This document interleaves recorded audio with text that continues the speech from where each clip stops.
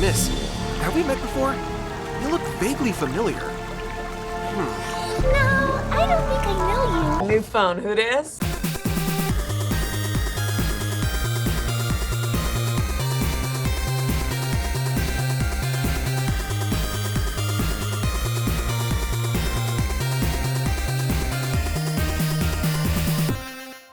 So Square didn't send over a review code for Chocobo's Mystery Dungeon until just a few hours before the official release. Obviously there was no way I could finish it that quickly in order to review it, and unfortunately I can't make it a priority at the moment due to some upcoming reviews that you'll see in a few days. Thankfully though, I got the Switch version, so every waking moment that I wasn't in range of my other consoles, I was playing Chocobo's Mystery Dungeon, and I've played it quite a lot, blasting through the 12-hour mark in just a couple of days. I wanted to throw something together and share my thoughts on it so far because it's just so damn good.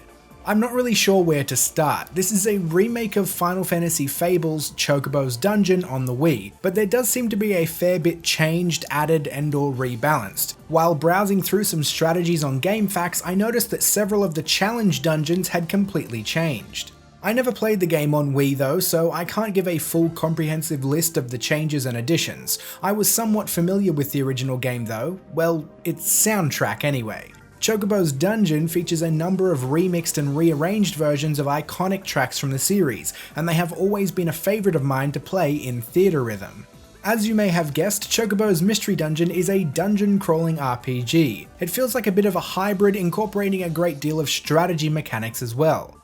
You play as a treasure hunting chocobo alongside your companion Sid. While on the hunt for a powerful relic, you run into a rival treasure hunting duo just before all four of you are sucked into a wormhole. You later awake in the town of Lostheim, which has a serious affliction. Whenever the bell tower rings, citizens of Lostheim lose all their memories.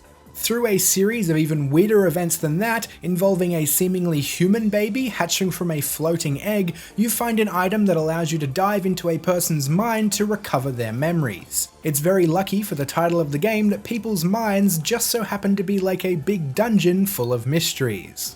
In all seriousness, you'll spend a large chunk of the game inside randomly generated dungeons. Sometimes they are inside people's minds, other times they are not, but they function more or less the same regardless. The layout of each dungeon is made up of randomly generated square spaces. You can move in any direction, including diagonal, and each step you take is like taking a turn. When you move, enemies in the dungeon also move. When you attack, enemies in the dungeon can also attack. There are no separate battle screens, it all takes place on the dungeon floor. The dungeon crawling itself is like some mix between a roguelike, a turn-based RPG, and a strategy RPG, and it's really engaging.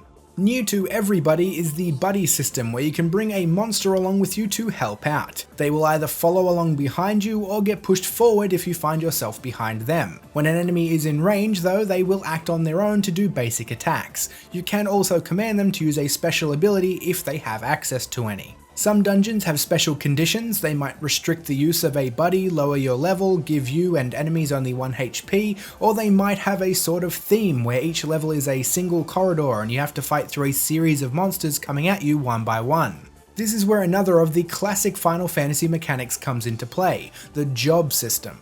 You have access to a wide variety of jobs like the classic Dark Mage, Thief, or Knight. You can change your class outside of dungeons and at the beginning of most dungeons, and you'll need to make use of it heavily to get ahead of each dungeon's conditions. If you have to clear a dungeon where healing items like potions are restricted, you could switch to a White Mage so you have easy access to healing.